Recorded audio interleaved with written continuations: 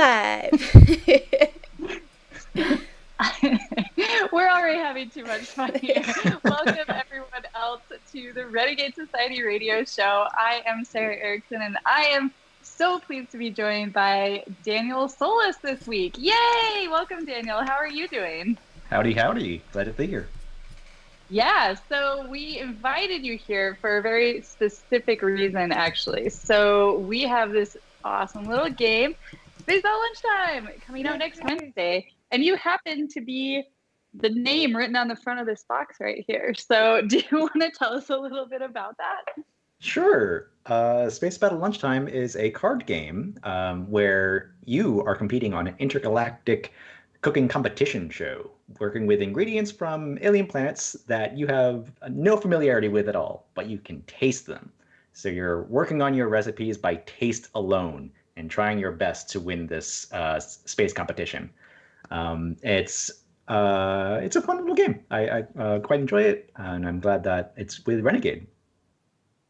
Yeah, we really enjoy it too. This is actually a partnership that we did with Oni Press. They make this fun graphic novel series called Space Battle Lunchtime.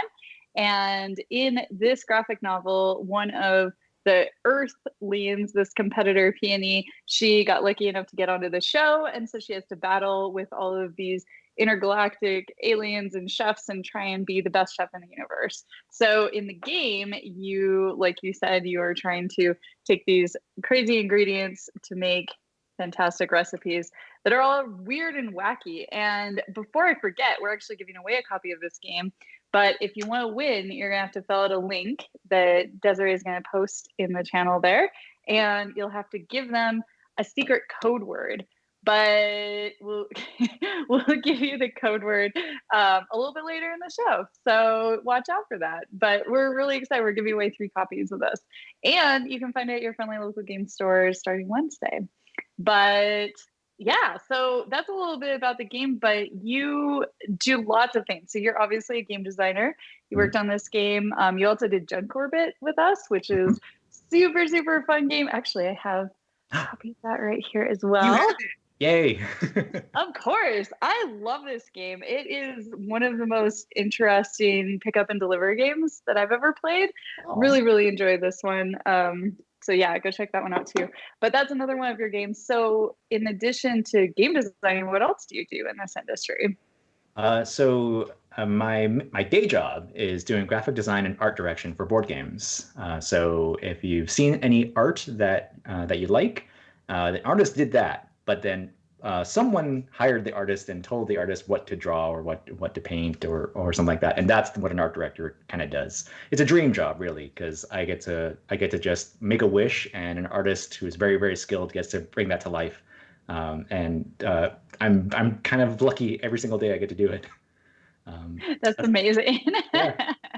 And on the graphic design side, it's a lot of the graphic design part of it is the actual work where I have to figure out, okay, how can I best present the information in this game so that it's as easy to learn and play as possible, and get people having fun as quickly as possible. And that's kind of my goal every single time with a project. And the solutions are different every single time, so it's a fun puzzle to solve. Yeah, it's really practical art. So as a really good example of what graphic design really means, if you haven't been exposed to it before, so we have a card like this. And in this game, you will get either 5, 3, or 2 points, depending on if you match the ingredients for the recipe. So if you have exactly the right ingredients in the right amounts, then you would get gold. If you only have the right ingredients but in different amounts, you get silver. And if you have the right amounts but the wrong ingredients, then you would get bronze. That's the one, bronze. So once you do this, though, how do you keep track of it? And the graphic designer, was this you? Did you do the graphic design as well? Mm-hmm. The original this prototype. part of it. Yeah, this Okay, little idea. So he figured out that it would be hard to keep track of which one of those 3 point totals that you collected this for, except that he figured it out. So now when you take this card, if you did it and got the silver points, then you just, oh, wait, that's the wrong. Where's my chef card? I gotta find my chef card here really quick. Yikes. Sure.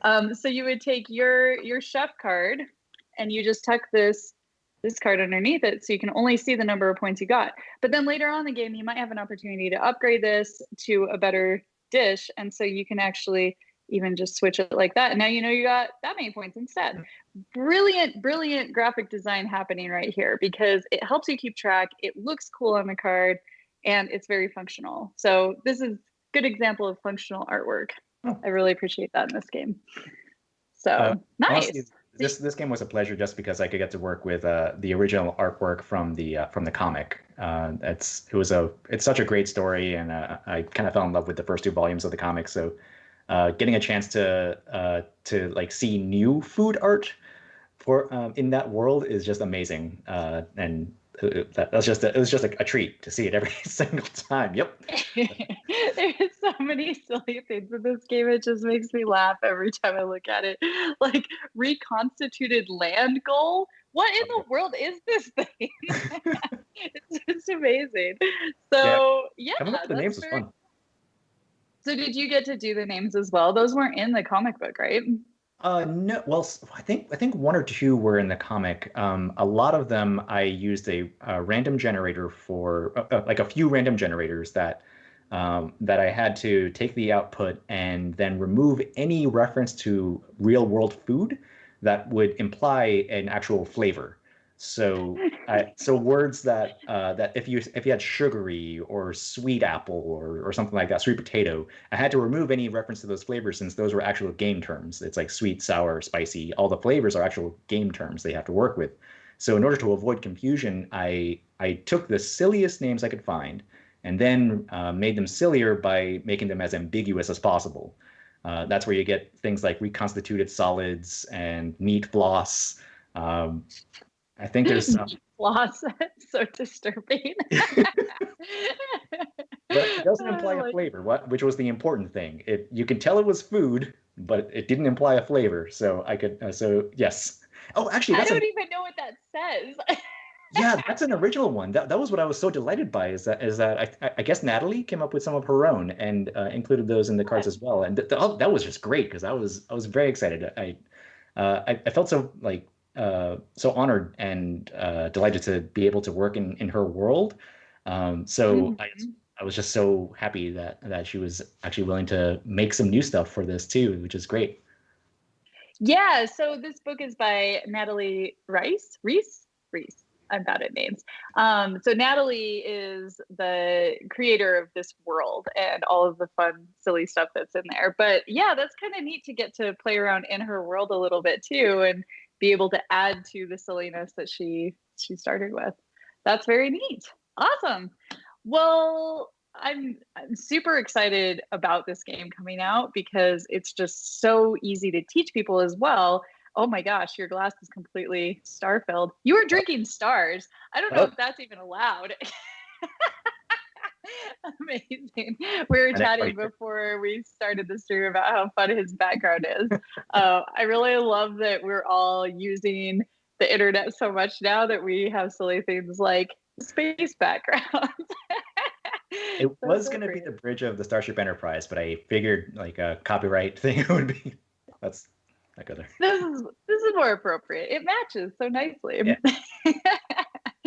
Oh, I love it. So I was going to say this game is really great too because it's so easy to teach new people. If you have maybe family members who haven't played a lot of board games, then they're maybe not as excited about playing huge, big, heavy games as maybe some of us are. And this is a great one to teach some concepts. It's pretty simple. Like you're mostly just collecting ingredients and turning those in for recipes, but there's enough game concepts in there that I think it's a really easy one to leap into and get people excited about future board games. So excellently done. Very excited for that. It was a team effort. A lot of development came in from Steve Ellis at Oni Press, and a lot of testing. And so the original version of this game was a small sort of like trading in the Mediterranean kind of theme to it. And through development, it was much more streamlined and made that much more accessible, which I'm really glad about. Nice. So talk a little bit about that process. Like, what do you do in the development stage? Because you actually do design, graphic design, and art direction, but then also development every once in a while too, a little bit, right? Yeah, a little bit, yeah. Dabble in there. Yeah. So yeah, tell us a little bit more about what you enjoy about that development phase of building a game. It's what the fun part about it is that one, you know what the game is supposed to be. There's an early part in the design process where you're not even sure what the game is going to end up being, but at least in the development phase, you know what it's trying to be, and you can at least go towards that. So, That so is at least you have easier. you have a benchmark, you have a vision. So yeah, in this case, what I knew this game wanted to be was something that was very quick and easy to play, inspired by a lot of my favorite card games like Jaipur or Targi even, and getting that very tight flow that you would experience in like a two-player card game, but expanding it to a few more players without slowing it down at all. And so that's like that was the tricky thing, getting that the spirit of all that card play with a larger group possibly. It could still work at two players, but still getting that scope just right. The development process in this case was mainly about figuring out, all right, every time we play, we time it and figure out how long it's taking, what turns took the longest, what things were a little bit unclear, and as a result, some of the concepts that we settled on ended up becoming like kind of the main game. But there are modes in the game that you can play with just by flipping one or two cards or replacing a couple cards, and that allows you to expand the strategy and tactics a little bit without sacrificing any of the like really quick, snappy gameplay that you had in that first game you played. And that was kind of the solution that we sort of settled on, is that we make this first game very, very fun, light. And if you're looking for something after that, but with a little bit of extra dash, so spice here and there, we have some options for you that you can kind of swap in and out as a little modular thing. Very simple, very, very approachable. And I think the results were pretty good. Nice. Yeah, and very appropriate for the theme too. You're not going to make a super boring, like straightforward, like resource management game with something that's such a fun and exciting theme. You need that to match the gameplay. So I really like how you guys brought that together. Yeah, I like. I thought it was really fun. So one other thing that I've noticed just from watching you around the internet is that not only do you design games and do the graphic art, but you also really seem to help other content creators and other designers and other graphic designers with your content channel, learning about how graphic design works. And I think that's really awesome of you to put yourself out there and help others. So tell us a little bit about what you do on that channel. So that my YouTube channel, I haven't posted I need to post a new video soon, but my YouTube channel teaches the basics of game design, graphic design in games.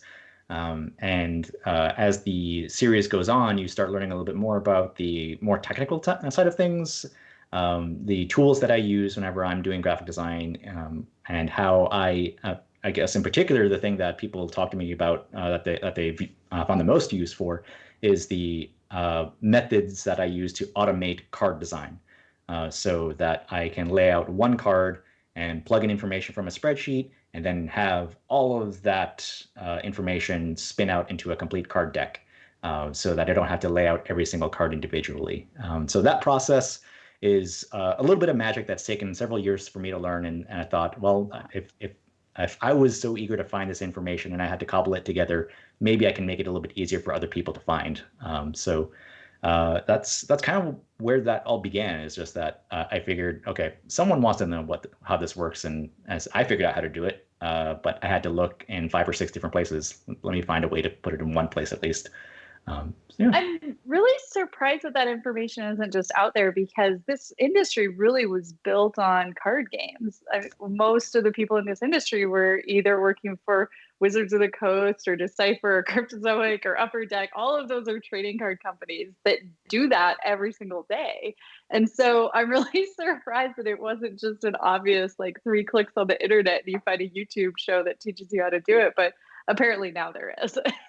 Well, yeah, it's different now. Other places have put out tutorials as well. It's just, and granted, this was when I started this, it was like 5 years ago, which is like an eternity in internet time. But I'm glad that whenever I come across people who say that they've made their prototypes in like a fraction of the time that it would have taken them normally, thanks to one of my tutorials, that's just great. I love that feeling that I was able to help in any way. That's awesome, because all of us are here to have the fun part of games and not the boring part of games. And if it can be done easily and quickly to get it onto the table, then that's awesome. We should all just do it that way. So that's really helpful. So you've been doing this for a while then. If you were putting out these video tutorials 5 years ago, then you've probably been designing games and doing all that for a long time as well. What was the beginning of your career like? How did you get into this? Oh goodness. Getting into the business or just starting game design in general? In the business? Doing the game design in general. I assume that was more of a hobby to start with. Yeah, let's go way back here. Okay. Well, my first like real adult game that I played was Carcassonne, and I just kind of fell in love with that. And honestly, I still play it almost like every day. In various platforms, and so it's my first love and one that I still hold dear. And after that, I played like some unusual like abstract games like Pente, which is what still one, classic stuff. And I think something between Pente and Carcassonne kind of led me down a path of really focusing on two-player abstracts for a long time, and I just kind of churned out two-player abstracts on a blog. That's now defunct, but I just, it's probably for the best. They were probably all bad, but like yeah, that was the amount of practice that I think I needed at the time to kind of refine the skills that would eventually become like a more practical skill set. So like getting the hours in on those two-player abstracts was very valuable, but I don't think you'd want to play any of them. Are these the ones that you would print on demand and then you carried around in that awesome little card case? Oh, this is you way would take with you to conventions? Oh, this is even before that. Okay. Way before that. I was gonna say some of those were really, really good. The ones that you were carried around. So one of those ended up in a roundabout way becoming Space Battle Lunchtime. So hey, that's cool. I didn't know that. Nice.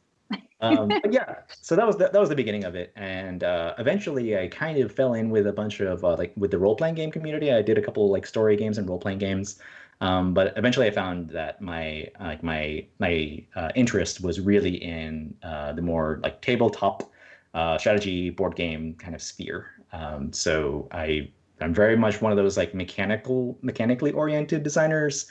As much as I love like theme and story and stuff, it's just not where my skill set is, I have to admit. So when I can have an evocative theme like Space Battle Lunchtime just kind of right there, then it's much easier for me to come up with cool mechanics that can kind of evoke the mood and the spirit of that setting. So that's kind of the sweet spot for me personally. I think you've come up with some pretty wacky themes for the prototypes that you made that I played. So I don't know if I agree with that. You seem pretty creative in the thematic sense. I'll never forget the witches and pizza plan. Oh yes! Oh gosh! See, that was a pizza coven. Pizza coven. Yep. I like that one.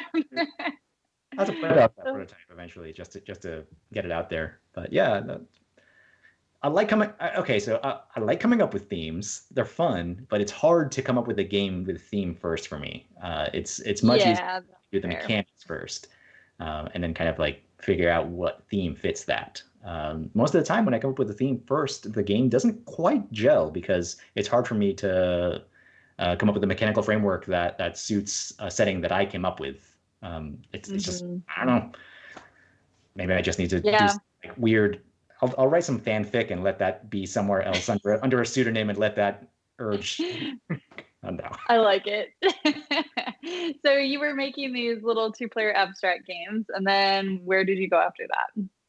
Yeah, for my first like two published games, one of them was a little story game called Happy Birthday Robot, which was a very like improv story writing kind of thing in a little tiny book. Um, and there was another one after that called Pilgrims of the Flying Temple, and both of those were my first forays into Kickstarter way back when it was just getting started, like in the Wow. first year or two. And then after that, I my my sort of MO for a long time has been to if I see like a gold rush going somewhere, I want to be the person that's selling the pickaxes and the shovels because that's like it seems like the I easier, like that. yeah, it just seems like the easier path to take than to try to strike gold every single time. Granted, I still try, but I figured, okay, a lot of people are going to be are going to be looking at Kickstarter and seeing, okay, they see dollar signs there. What can I do to help them? And Yeah. just putting out more information about the production side of things and how to at least get the prototypes out the door very quickly and how to rapidly iterate a prototype seemed like something that a lot of folks would be interested in. That's what led to that. Makes sense. So a lot of all these things have kind of happened at the same time, where one interest leads to the other, and then that interest leads back to the original, and these all of these things as I come across them and as I learn them, I try to share them as much as possible, and that's given me I'm blessed to have the audience that I do, and they've been very supportive over the years, and I'm just very lucky, honestly. Well, I think that it's not a surprise that this is a pretty small industry, but it also means that relationships within that industry and those connections that you make are incredibly important. And doing nice things for other people is usually pretty helpful, but in this industry that's small and so interconnected, it even matters a lot more. And I'm sure that you've had experiences where you were able to pitch games or able to get jobs that you otherwise wouldn't have had just because you do put yourself out there and help people anytime you can. So we need more of you, but I think this industry is pretty good that way in general. I It's don't, I very don't know helpful. if I would want any more of me. So you've done those things. You help people out with Kickstarter. You jumped on the bandwagon really quickly, and then you became a little bit more of a prominent game designer. People started recognizing you. You went to a lot of conventions. Where has that led you today? Right now, so when I first started, I was working actually in advertising for a long time, and over the years, I eventually got enough freelance work in the board game industry on the side that my resume started building up enough that I could get full-time work. So Wow. now I'm a full-time art director and graphic designer at WizKids. So that's really cool. It's a great experience so far. I haven't even been there a year yet, so I'm still kind of getting my feet wet at working at that scale. And there's a lot of cool projects coming that it's been honestly working on other people's games has been and by that I mean just doing the layout, doing some art direction, having a really strong hand in laying out rule books has Mhm. been just a really great experience and given me a lot of perspective on what it's like to be on the other side of the table. Since I'm so off, up till now I've been so often the designer working with the publisher. Now I'm more or less part of the publisher working with the designer. So seeing it from this perspective has given me um, a lot more insight into how I can do better as a designer working with a publisher to make sure that the product is as approachable as possible, easy to adapt, easy to manufacture, and Yeah. easy to teach. Just so much. But yeah, it's been great. The one thing, if I had to pick one thing that I've been enjoying more than anything over the years, is rule book design. So like that Hmm. is um, it's a fun, unique, ever-changing puzzle with every single game, and the results of a good rule book can be kind of a little bit deceptive because when you have a good rule book, you kind of don't notice it. It's just, oh, hey, I learned the game. I'm getting ready to play. You kind of put the rules aside. And but what I like learning is how people learn and how people teach and how to best present information in such a way, especially for a particular game, how to present it in the right order and in the right ways to make sure that that first game experience is as smooth as possible. That's always a pleasure for me whenever I get to have that happen, and it's nice when I can bring that to other tables. Well, it's not surprising that you are particularly good at doing rulebook design because you have been practicing teaching people things for a long time through your YouTube channel or just whenever you're interacting with people and you're trying to teach them either how to play a game or how to design better or whatever it is. So I think that skill is something you've just naturally been practicing for a while, but not everyone has it. Good rule books, you're right, do make a really, really big difference. And they're really hard to make because you have to understand not only how one person learns a game, but how everyone is going to interact with this document that you've made. And rules are not always the fun part of a game for people. So you're right, you want to get past those as quickly as you can so you can start doing the fun part. And there are a few rule books that definitely stand out to me that are either really silly, like the ones that Chet Games make. Some of those are just hilarious. So you want to read it because it's funny and you get through it and you're like, oh, now I know how to play the game and it was fun. But that's also very unusual. And you're right, usually you just want to read it, get through it, understand it, and be done. And yeah, that's interesting. So you mentioned that you are working for WizKids now. We actually have another project coming out with WizKids, a partnership with them, on the same day as Space Battle Lunchtime is coming out. So we have Ward Lanes, the RPG campaign guide, and that'll be releasing next Wednesday as well. Did you get a chance to work on that one at all, or was that kind of in the wrong time or wrong department? Yeah, I haven't worked on that personally. I'm mainly on the board game side of things. There's a RPG division, a whole RPG team that is, I imagine, working on that. So unfortunately, I didn't have any personal contact with it, but I'm sure it's good. That's fair. It is. It's beautiful. We'll pretend it was you because it's so gorgeous. Sure. But it seems like it's like a whole other world. So we're designing a rule book that you're going to be using for the design of an entire world. And it's really a lot different than a board game rule book. And be interesting to see how somebody would approach those two different things. But that's enough about rule books, I think. So I could talk a lot longer. Oh, no. So one other thing I did want to ask you, what would be your advice for anyone who is new to either board game design or graphic design getting into this industry? Any things you would tell people to get them started? Sure. If you're just getting started, my first advice is just practice, of course. What I would recommend, the way I learned a lot of what I learned when I was in a different industry, was I was given projects that had already been made, and I had to make new versions of it. So like an ad or a poster or something like that for something that was already established, like the template was there. And so my task as a young designer at the time was to replace an image or replace text. And that was a great opportunity for me to see how someone else built their files and what caused them to design things in a certain way for efficiency.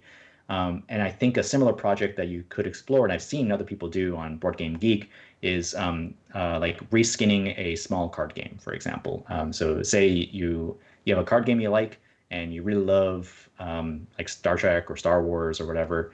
Don't pirate and don't sell it.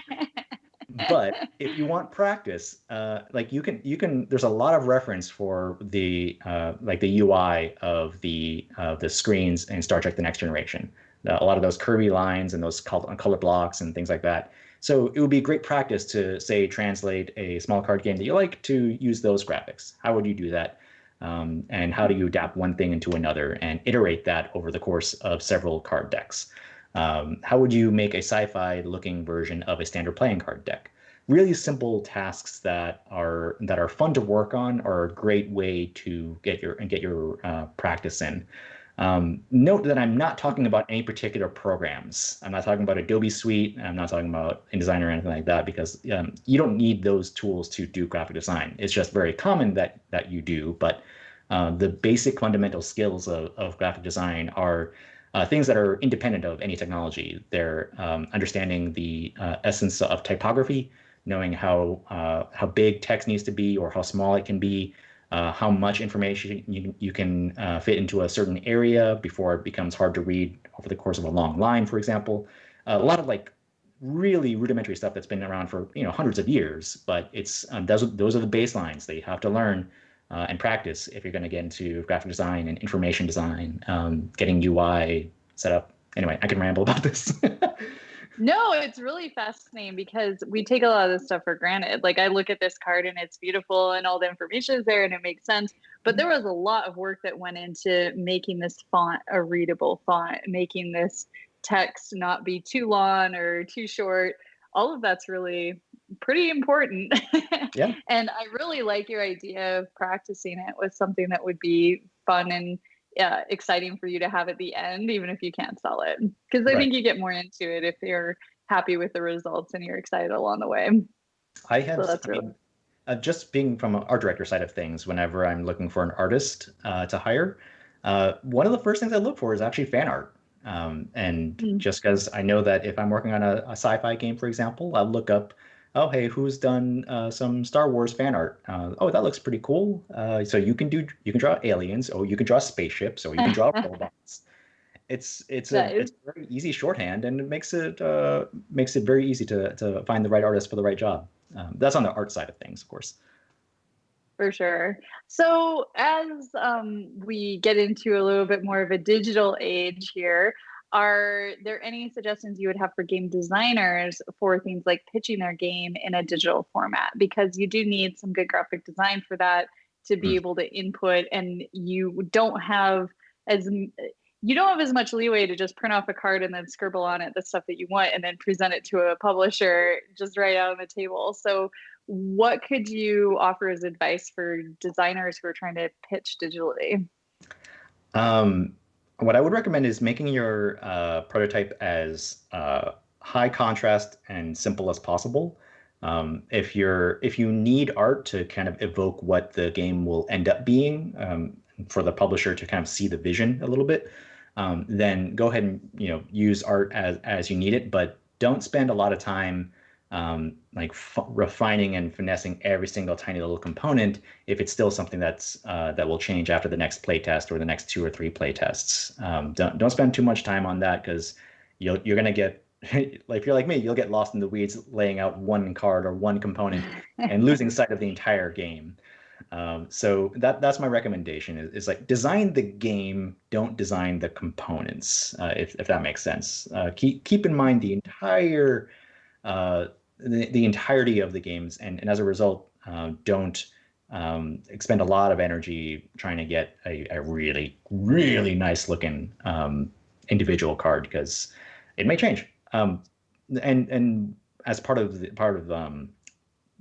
funny thing about pitching digitally, especially on Tabletop Simulator or Tabletopia or something like that, even doing it on a cell phone camera, which I've seen a pitch of, it's I think more than ever, high contrast, big readable text is pretty important, because sometimes you're going to be looking at something at a very poor resolution.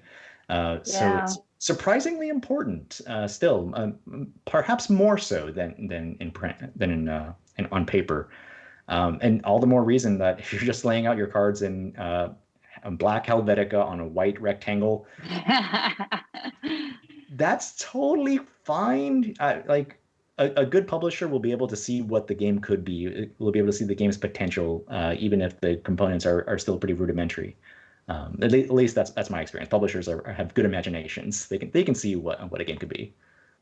So a lot of publishers like ourselves are thinking about digital conventions and how we're going to demo and do all these types of things without having physical copies in front of our fans that we can show them right off the bat. And so we're going to be pitching these games to our customers on Tabletopia even. So that makes a lot of sense. Like, as a designer pitching a game, yes, keep it simple. Don't worry about it being pretty, high contrast, all that.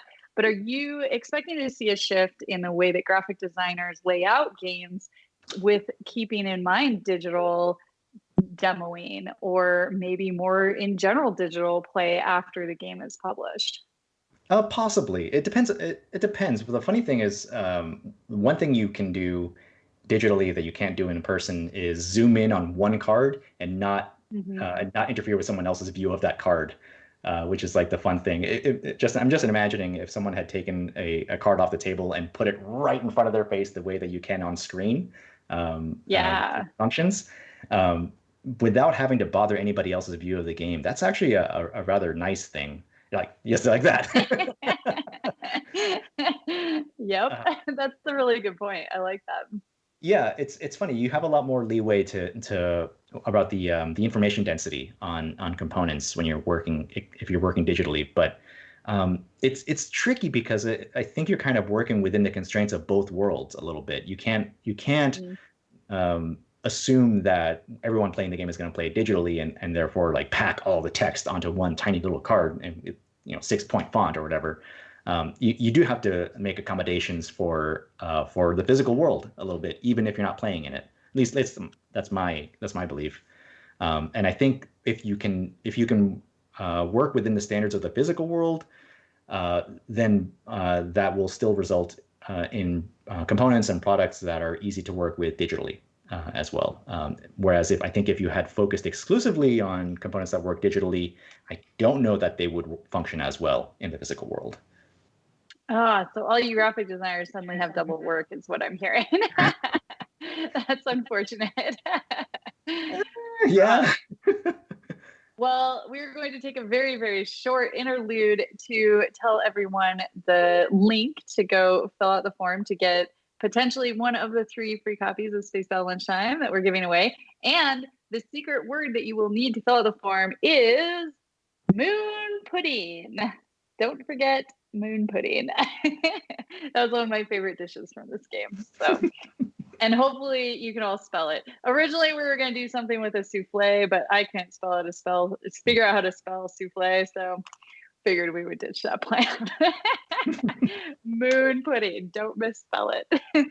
So, yeah, that's a really good point. I'm excited for some of these digital conventions. I'm excited to play more games online when I can't play them with my friends.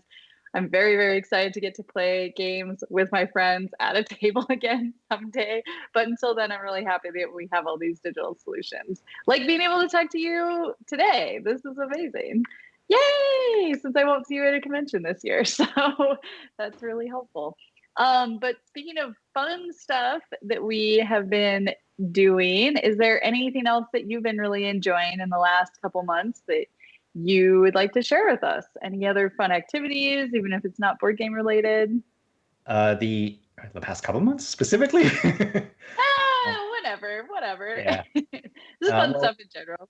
to be honest, since I started working at WizKids, I've been doing a little bit less game design on my own, just because most of my brain power is so focused on getting other people's games in tip-top shape that at the end of the day, kind of the last thing I want to do is like work on my own games.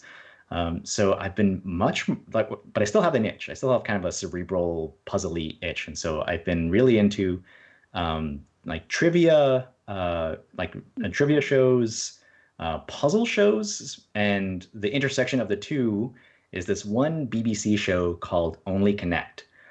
So like, there's one thing I can recommend. Just look up on YouTube this show called Only Connect. It's Okay, I'm gonna look that up.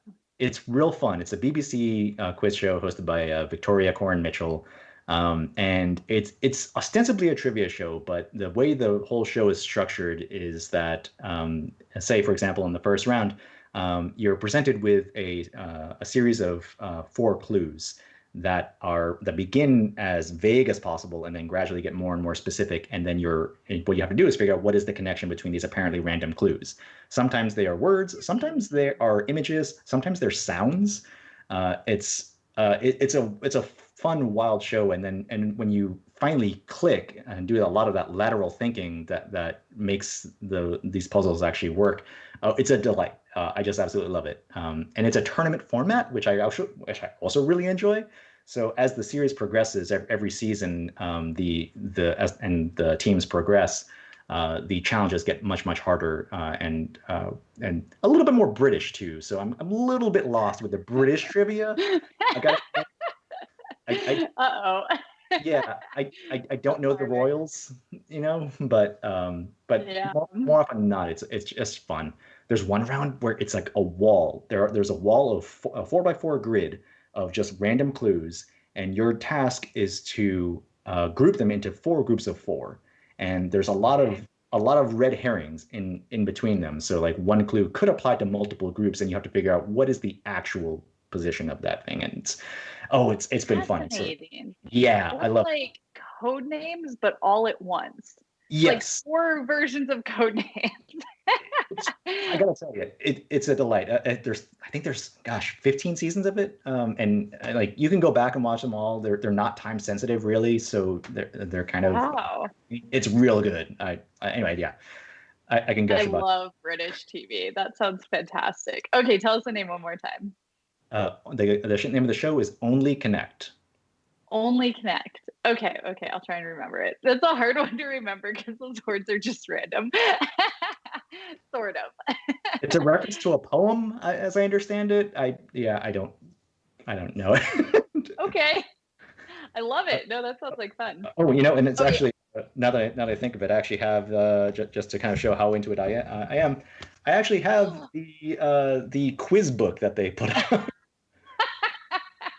Sorry, That's amazing.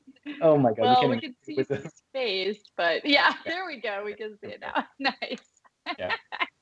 I love it. That's pretty funny. Okay, I'm definitely watching that later because I'm not sure how much new TV we're going to get in the fall because they should be filming it now and they're not. So, I mean, the benefit is that hopefully more people will play the board games later, but having good new weird shows also sounds pretty helpful. Nice. Okay, one more important quarantine question for you. Since we are talking about cooking today, what is your go-to thing that you've been cooking during quarantine?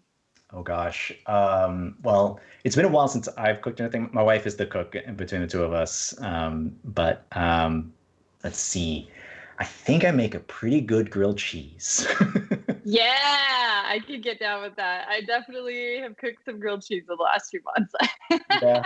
I am There was not I'm not a cook at all, so grilled cheese I can handle that.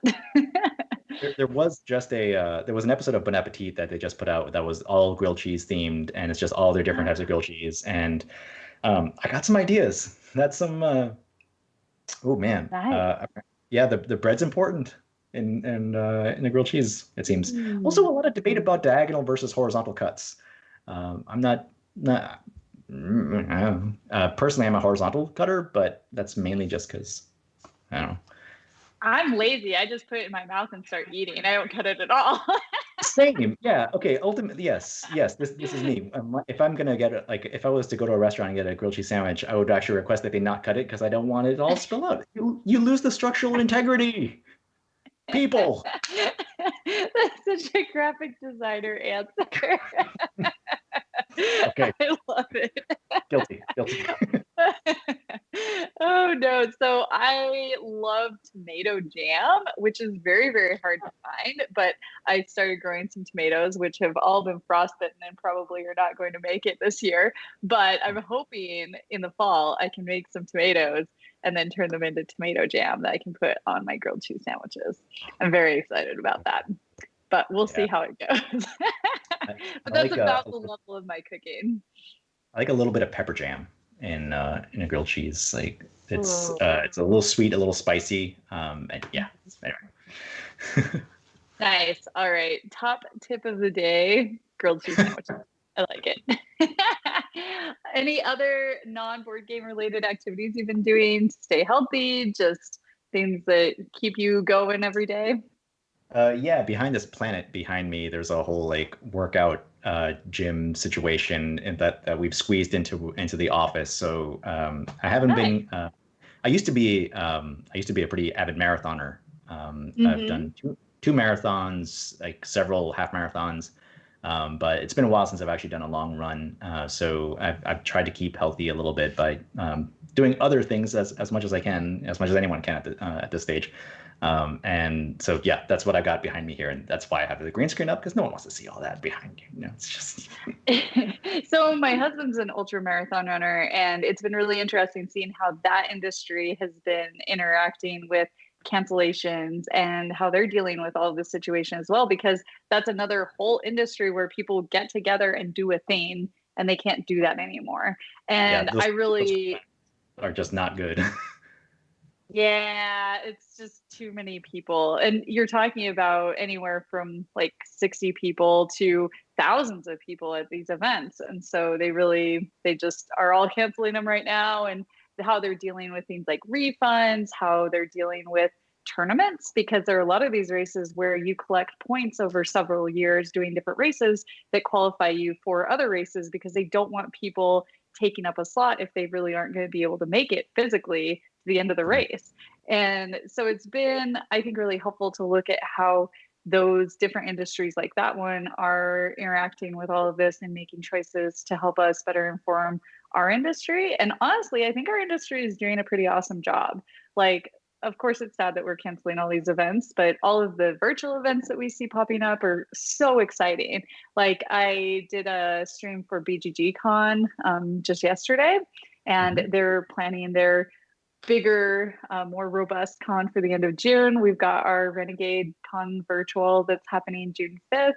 And Gen Con announced that they're canceling, but they're working on some things I can't wait to hear more about. So everybody's just kind of coming together and doing fun, cool stuff. And I think it's going to be really good for everybody. So out of all of the stuff that's happened, all the virtual conventions, what are you most excited about to see people doing there?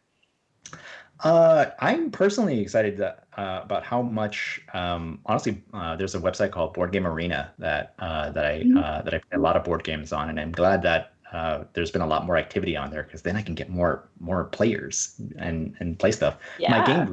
My local game group that I usually play with, it's unfortunate we haven't been able to gather, obviously. So we've been meeting every week or so, and going on Board Game Arena and trying out different games there. And it's a fun opportunity to be able to play some games that we haven't had a chance to actually try out before, with different player counts and stuff like that.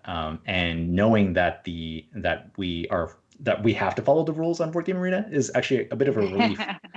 So we know for sure, okay, we're playing this correctly. Maybe not optimally, but we're playing correctly.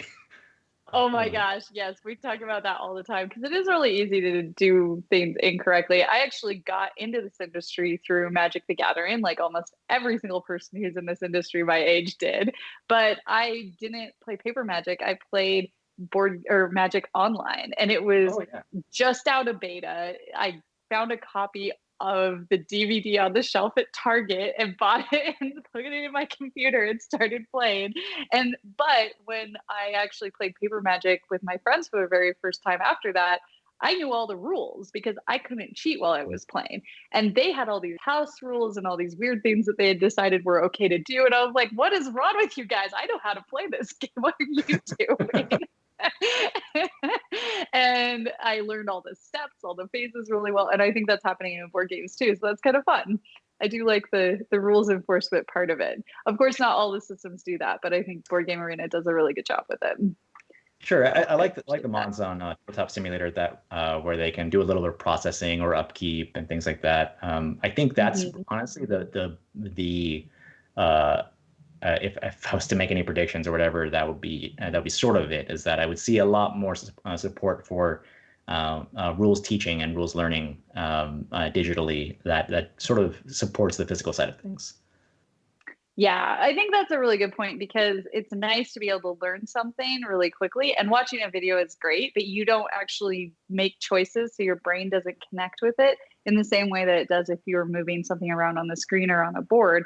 But we all play board games to be with our friends, and I think a lot of us really like that tactile feel of the pieces. But if we can learn it really quickly through an app or through some other digital simulation, and then we can play it together with the pieces, I can't imagine a better world. That, I think, is one of the biggest benefits that we're going to come out of this thing on the other side having. It's going to be cool. Yeah, I'm actually looking forward to seeing more games that are playable on Zoom or Skype or what have you, where you just have a physical copy and you don't even need a digital platform to do it necessarily, but you can still play together. That'll be really fun. Yeah, so we have the Search for Planet X right up there coming out in just a couple of weeks. So that'll be June 10th. And that one, I'm really excited to play with Mandy Hutchinson. We're going to try and play it online because you really do only need one copy of it. And then you have an app that connects what the final results are because it's a deduction game. So you all need to know that you're trying to work towards the same final result, but you get secret information through the app. So I can click on my phone and get some information, but then one person can move the things on the board around, and not all of us need to do that. So Right. I think it's going to be really interesting to play together and see how that goes. Yeah, now that I think of it, there's another industry that I'm sort of tangentially involved with, escape rooms. Speaking of puzzles and trivia and stuff, I love escape rooms, and I've been seeing a lot of interesting solutions for the current situation from their end. One escape room had the owner of the escape room just straps a GoPro to himself and has starts a live stream through the GoPro, and he is your eyes. Like he's got this rig set up where there's a cell phone camera right in front of his chest, and he will just hold up an object to that camera and okay, can you turn around to the left? It's like playing a first person game but with an actual person. It's very odd. That is very odd. It's so Yeah. funny how, like, I played Seventh Guest when I was a kid on my computer. And this is a great one of those very first puzzle games where you were in this haunted house and you're trying to solve all these little mini puzzles, and you would be like running around this dark hallway, and then you would get pulled into like a little mini chess puzzle or something on the board and have to solve that to be able to get to the next step.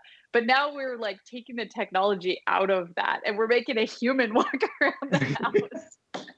I feel like we're going in the wrong direction. But that's pretty funny. Adds a whole nother layer. I like it. Awesome. Well, we're getting really, really close to the end of our time. And Desiree has been waiting patiently, helping out in the chat room for us. And she hopefully has some questions. So Desiree, go for it. What questions do we have for Daniel? Okay, so really important one. Mayo or butter to grill your grilled cheese sandwiches? I gotta admit, I've always done butter, but not that I'm like an adherent of it. And since seeing that one Bon Appetit episode where so many of them used mayo, I'm gonna try it at least. It sounds like it's good. Even they didn't have any agreement about whether to do both sides though. So like, I think it's to personal taste. I'm gonna try the mayo. I'm gonna try it. I've never heard of this. That just blew my mind because mayo is so easy. Like I always have it in my fridge. It's always soft. It's not going to rip my bread apart. That sounds awesome. I'm so lazy. Yeah. I'm going to do that every time now. Definitely trying that for dinner. Top tips. I like it. Awesome. Good question. Thank you, who gives me that. And then who are some of your favorite artists? Oh gosh, long list. Or how about question. top? I don't know, top 3. Well, just to start off, some artists that I have a personal connection with because they've worked on some of my games that I've designed. I gotta give a shout out to Beth Sobel, who did art for, yes, she did art for Wonderland for Renegade, and just her artwork is always amazing. Got to give a shout out to Kwanchai Maria, who did the art for Kodama, the Tree Spirits. That game is close to my heart. And oh gosh, so many. I'm working with a lot of artists now, a lot of new artists now that are just turning out some really cool stuff. There's an artist named Medusa Dollmaker. Oh yeah, there's Kwanchai's work right there. One style of Kwanchai's work. That's the wild thing when you hire Kwanchai is that you can get your choice of 3 different artists when you hire Kwanchai. It's like going to a fusion restaurant. It's like, do you want tacos or do you want Mediterranean food? He can do anything. It's amazing. Yeah, I don't know. I don't know how he does it. But yeah, it's anyway. I'm working with an artist right now named Medusa Dollmaker, who does this very Art Nouveau sort of Alphonse Mucha sort of style, which is really great to see in board games because you don't really see that style very often. There's an artist I'm working with right now named Tomasz. God, it's a Polish name, and I'm gonna butcher it. Tomasz Kiskowski. I'm so sorry, Tomasz. No. He's doing amazing work for a game I can't talk about yet. And oh gosh, anyway, yes, there's a lot of artists that I work with over the years that have just, oh gosh, like I said, it's like Christmas to me because I can just ask for something and they're gonna put something out that's just fantastic, and I know they're gonna just knock it out of the park every time. It's every time I look in my inbox, there's some cool thing to look at. New artists. Okay, I want to give a shout out to new artists too, because if you're just getting into the industry, I want to make sure that you get an opportunity. There's an artist named Jackie Lee, who is, I think, just graduated, but she's working on a game for us, and it's adorable. She does this like sort of Pixar-ish style that is just fantastic. God, I know I'm forgetting something. Jackie Davis. Oh my God, Jackie Davis did. Yes, Yeah, she. where's my? Oh, I have a copy of Ed Klebris somewhere. She did Ed Yeah, Klebris yeah. with us, and a few Uh, other things. Um, she worked on my first published card game, Bell of the Ball, and yeah, is that Jackie Davis as well? Oh wow, she did so much. I know she's done a lot of really cool stuff. Yeah, yeah. Yep. That is her. I'm not crazy. Okay, good. Yes, I could. Yeah, I could go on. Awesome. Well, I think that's a really tough thing about being an art director, though, is that you do fall in love with all these different pieces of art and all these different artists, but it has to still make sense for the game and the theme that you're looking for and what you're trying to evoke emotionally when people are playing it. Because this art style, as much fun as it is, doesn't make sense for a heavy Euro game necessarily. So you have to really be careful of what you're picking, even though your personal taste may say one thing, you have to look at from another person's point of view, which is tough when you're talking about a subjective thing like art. So Yeah. good luck with that. That sounds hard. I'm glad it's not my job. Oh, a simple I thing. love all of it. I'm like, it's all amazing. Just put all of it out. Well, with that, I guess that kind of answers this a little bit, but how do you decide if the game will be light or very strategic then? Ooh, that's a tricky thing because part of my task I have to keep in mind is that I'm not just ordering just art for art's sake. This is a product. It's going to be a commercial thing and it has to sell.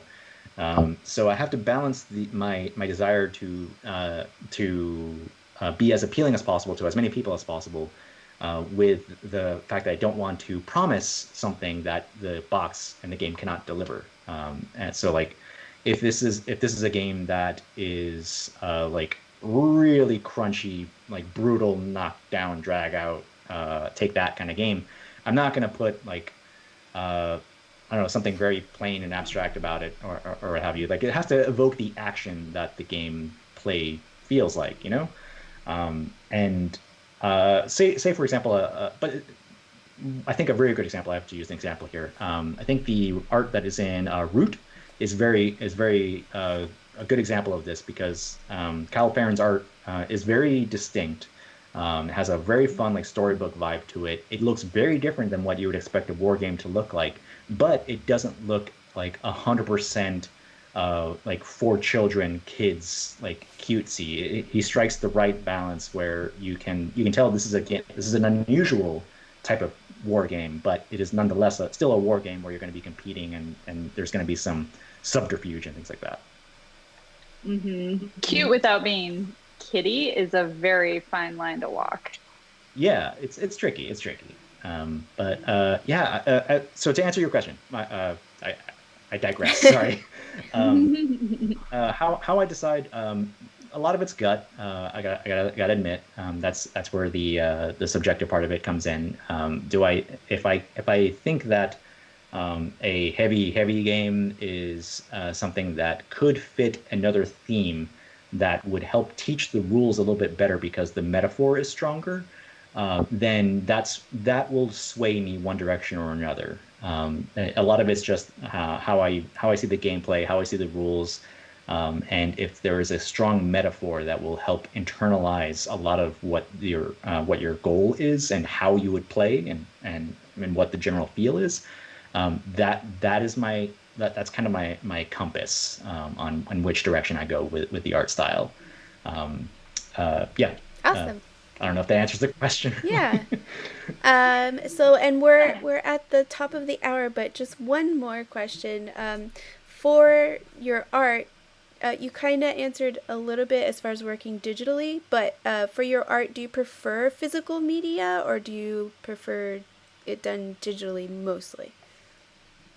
Oh, digital. I have mad respect for physical artists, and the skills that it takes to do that. But like I said, this is a commercial product that we're working with, and a lot of times there are web ads or marketing materials or rules examples or things like that where just a layered Photoshop file is worth its weight in gold because I can extract one component of that and put it on the back of the box as like a little inset piece of art. If there's a tip that needs to be in the rule book, I can have a character from the game kind of pop out and hey, here's a tip on how to play. Um, that kind of flexibility from digital files is just invaluable. So yeah, that is my preference is working digitally. As much as I respect the physical artists, it's something that unfortunately I think the flexibility of digital just kind of it's just more useful.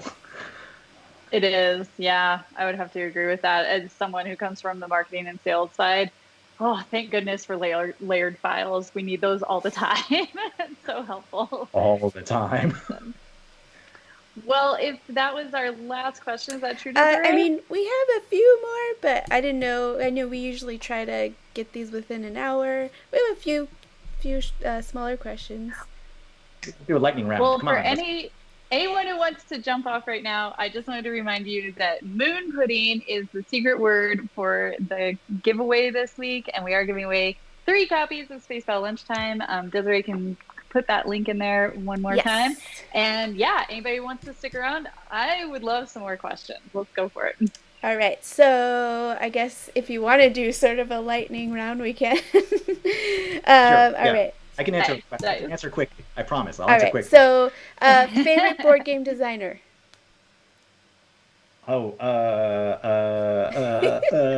I guess Daniel Antoine Solis. Balsam. Oh, okay. With a very very honorable mention to the designer of his name is escaping me, but I love him so much. Minerva, not Hanami Koji. Oh gosh, he's a Japanese designer, and I love his stuff because it's all so different. Oh my god, I'm spacing. Okay, next question, please. Favorite classic board game? Define classic, but I would say Carcassonne. Okay, and then with that, besides Carcassonne, what other board game and card games do you play? I am playing a lot of Targi online right now, a lot of Jaipur on the mobile app, and yeah, I think that kind of sums it up. Oh, and a lot of like playing a lot of Hisashi Hayashi. Thank you, Sarah. Yes. Awesome. Hisashi Hayashi is like just every single game Hisashi does is different from the last, and they're all really really interesting.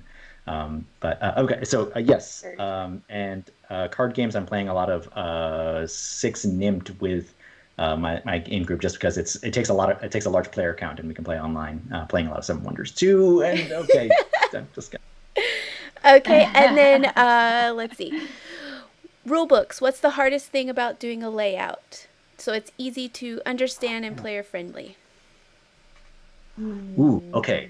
The first challenge of every rule book is that people are intimidated by large rule books, but they're also intimidated by dense pages. And so the challenge is always how many pages can I get this rule book to be without it being too intimidating, and giving the rules an amount of room to breathe so that each page doesn't look like just a wall of text. So yeah, that's the hardest. That's the hardest part of rulebook layout. Awesome. And then, let's see, are there more graphic novel-based games coming out? If you can say anything, I don't know. I'm assuming from you. I would love to do more. Maybe Sarah can say more about anything else coming from Renegade. We have not announced any more at this time except for Junior Braves. So Junior Braves is an RPG powered by the Kids on Bike system, but based on the Junior Braves of the Apocalypse comic books, so which are also by Oni Press. So the idea of it is that there's a whole bunch of scouts, boys who go out into the woods and do fun activities and learn about nature, and they are all out there, and then they come home and there is nobody here.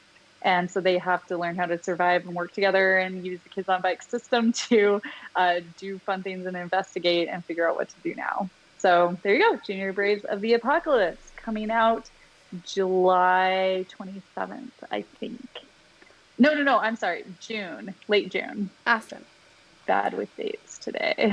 All right, so Yeah. two more questions.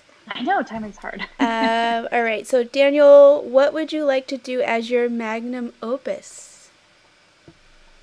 Oh, That's a heavy question.